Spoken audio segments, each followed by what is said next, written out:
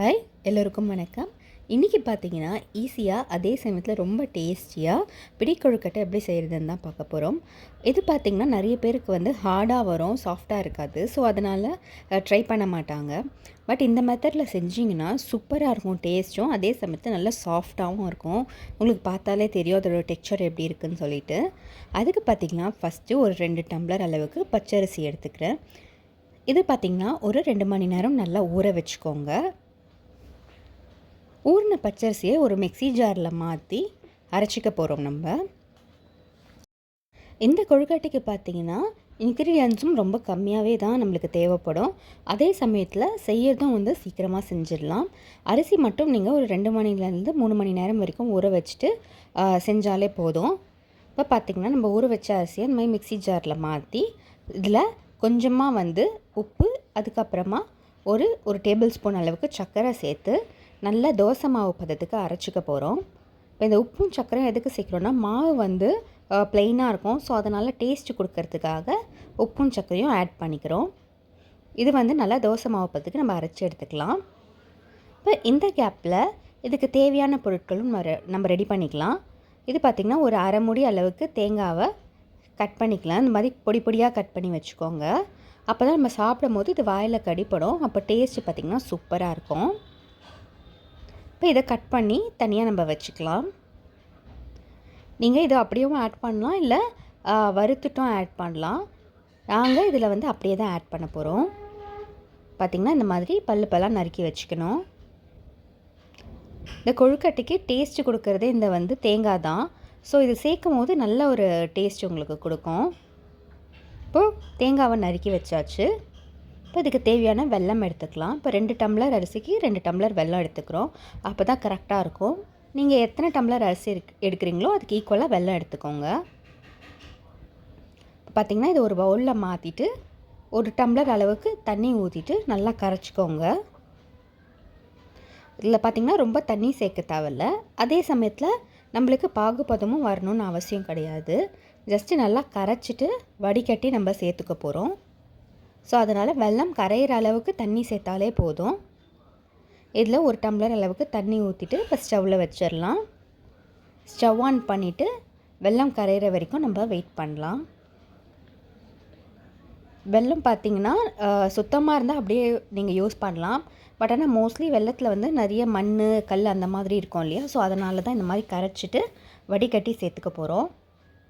So அந்த மாதிரி வடிகட்டி சேர்த்துக்கும் போது நம்மளுக்கு சுத்தமான இந்த வெல்லைப்பாகும் கிடைக்கும். இப்போ பார்த்திங்கன்னா வெல்லம் நல்லா கரைஞ்சிடுச்சு. இப்போது இதை இந்த மாதிரி ஒரு கடாய் வச்சு அதில் வடிகட்டிக்கோங்க.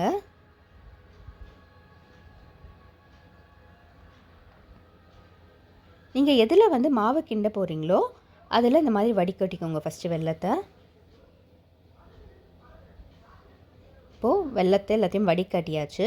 இப்போ பார்த்திங்கன்னா உங்களுக்கே தெரியும் அடியில் எவ்வளோ மண் தேங்கியிருக்கு பாருங்கள். ஸோ அதுக்காக தான் நம்ம வடிகட்டிக்கிறோம். இப்போ வடிகட்டி எடுத்தாச்சு. இப்போ இது கடாயில் சேர்த்துட்டு ஸ்டவ் ஆன் பண்ணிக்கலாம். இப்போ இது கூட சேர்க்கறதுக்காக ஒரு 5-6 ஏலக்காய், ஒரே ஒரு துண்டு சுக்கு மட்டும் நல்லா அரைச்சி வச்சுக்க போகிறோம். இப்போ நம்ம இந்த அரிசி மாவை இதில் சேர்த்து நல்லா கிண்டிக்கலாம். இது பார்த்திங்கன்னா நல்லா தண்ணியாக இருக்கும். ஃபஸ்ட்டு பார்க்குறதுக்கு தான் இப்படி இருக்கும். பட் ஆனால் நம்ம கலரை நல்லா கெட்டி பட்டுரும். ஸோ அதனால் இந்த மாதிரி தண்ணியாக இருக்கே நீங்கள் கவலைப்படாதீங்க. தண்ணியாக இருந்தால் தான் நம்ம கலரத்துக்கும் ஈஸியாக இருக்கும். அதே சமயத்தில் கொழுக்கட்டையும் நல்லா சாஃப்டாக வரும் உங்களுக்கு.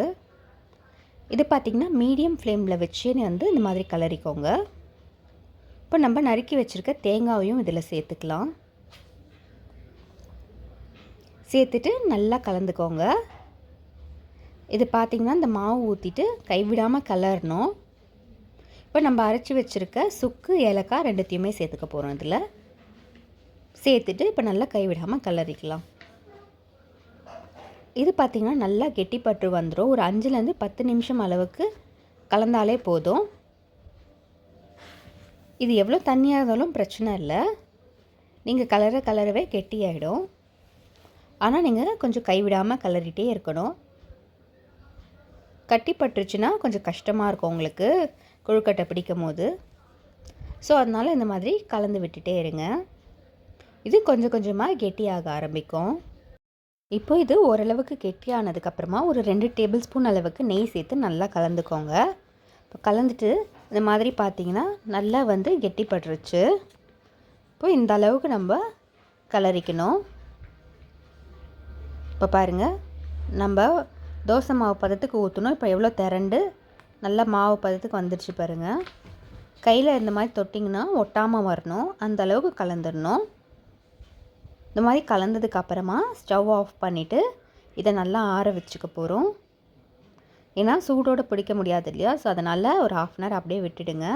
இந்த மாதிரி வச்சு ஆற வச்சுட்டு அதுக்கப்புறமா கொழுக்கட்டைங்களா நீங்கள் பிடிச்சிக்கலாம்.